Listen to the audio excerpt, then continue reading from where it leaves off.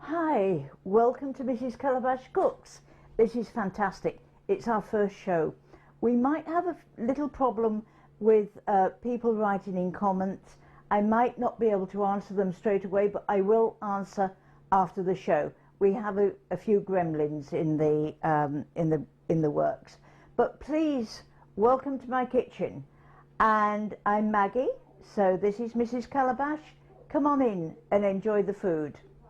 Now this evening I'm making pork tenderloin in pepper sauce and also green beans with coconuts in coconut as a side dish. So first of all, let me wash my hands and then we'll get started.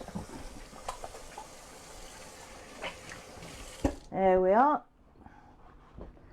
And for this dish I've got a tenderloin of pork, and I've had the pork out for about half an hour in room temperature. There we are. I worked with a Scottish chef, and he was with one of the embassies, and I was assisting him with a class one night, and he was so cross because I didn't get the meat out to come to room temperature. And I said, why? And apparently if it comes to temperature, take it out the fridge, bring it to room temperature, it's a lot more tender. So when you have a tenderloin of pork, you will notice that it has fat and sinew. So we need to take that away. And you'll notice I'm using a board. I normally use a wooden board, but I've now got a plastic board so that this can go in the dishwasher and it can be sterilized. And then there's no fear of salmonella. Now I have a very sharp pointy knife, and I just go into the sinew like that, cut it down, and with a good knife you can get most of the sinew away without wasting a lot of the meat. So let's just pull it up like that.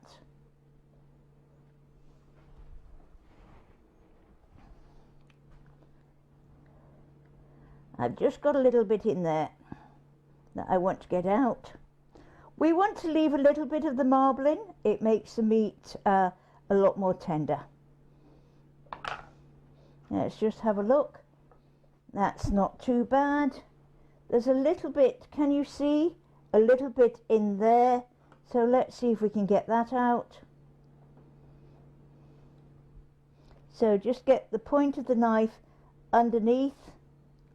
Now if you don't like the feel of meat, you can always wear a pair of gloves, disposable gloves, to do this. Or just put some paper over your hands. And we're going to cut across the grain like that.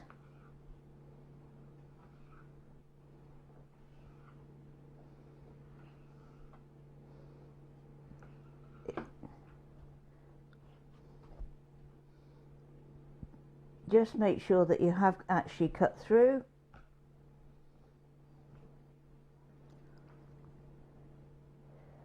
There we are.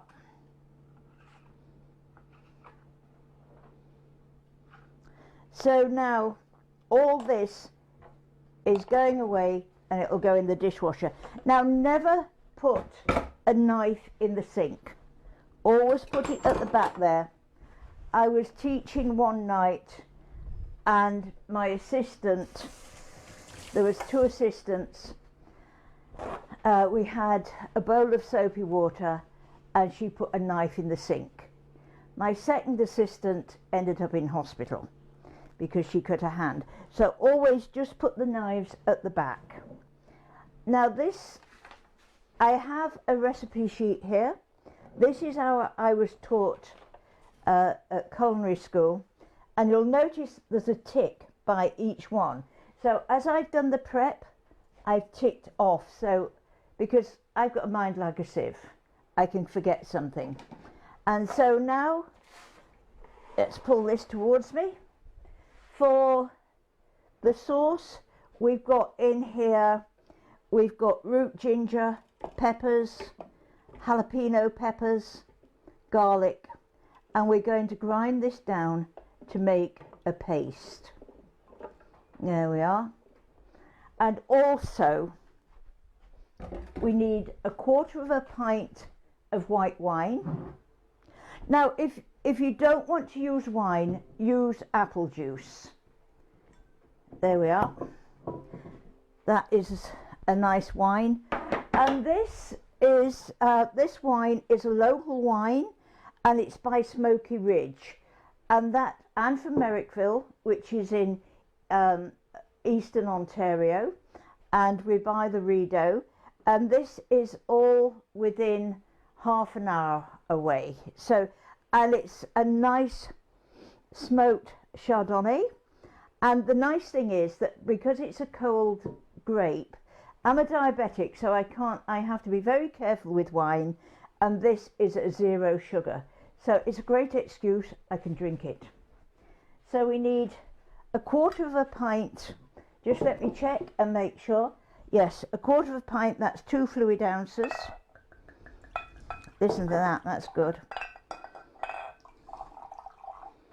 Now, always when you're checking with a measure, just go down like that and get it on eye level, because if you're looking down like that, you're going to put too much in. So there we are. There's the wine in there, and we need a splash, only a smash of hot sauce. And this is Haico's sauce. Again, it's local. And both Smokie and Haico, 15% of the sale goes towards the forces. So I'm just going to put, this is quite hot. We can always adjust later, but we can't take it away. So a little splodge of hot sauce in there. And just let me make sure that I've got everything in. No, I haven't. We need the turmeric, and I'm using cumin today rather than cardamon. Either cumin or cardamon go very, very well with pork. And I'll put just a little salt in there. I've got sea salt and ground pepper in here. That's a little black pepper.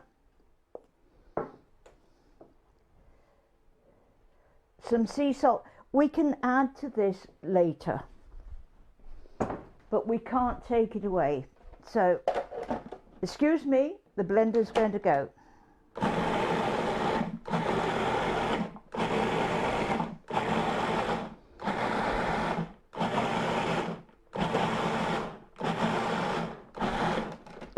There we are.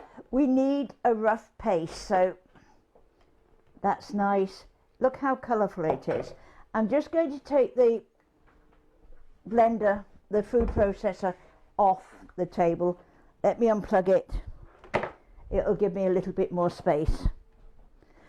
Now, my philosophy on cooking is I like to get a meal ready with the prep and the cooking within an hour from start to finish. I trained in haute cuisine, and I do know what it's like to spend all day in the kitchen and have a meal at the end. And you get to the table and you think, oh my God, I can't eat, I'm so tired. And people don't have time these days. Everybody's in a hurry. We've all got jobs to do, we're going out, we've got hobbies. And so this is, my philosophy is, it has to be reasonably priced, good to get ready, nutritious, and good to eat. So I'm now going to heat, I've got some butter here. I'm going to put this in the skillet.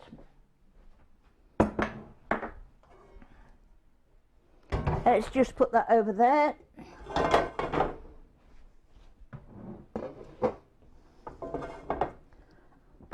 that over there. Let's just heat the butter. Now the front burner on this stove is the most powerful burner, and so we'll start off there and then we can always move it towards the back. Now, compared to the old days, my grandfather was a farmer, and pork had to be really, really well cooked, because you fed the pigs meal, whatever was available, the pigs had it. Now you don't have to do that, because the pig food is so regulated, it's pure.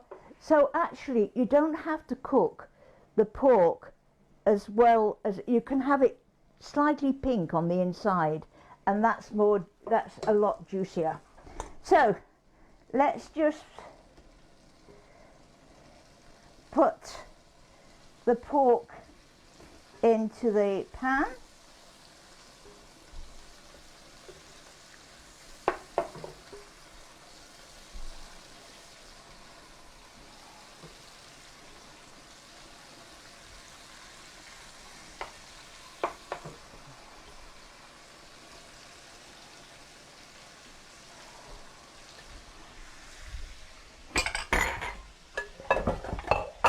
I'm going to wash my hands again because I've touched the meat.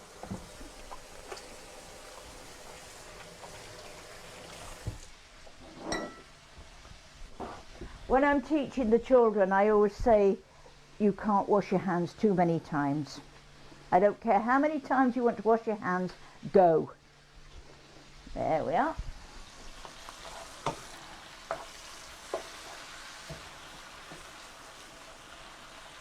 So this is cooking nicely.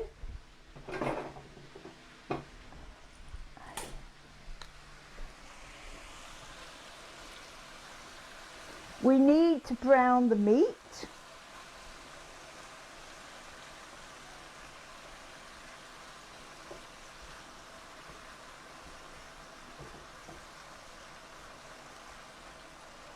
Just turn it over like this.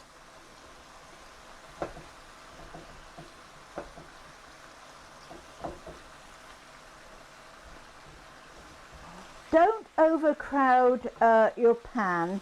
If needs be, if you've only got a small pan, do it in 2 pieces.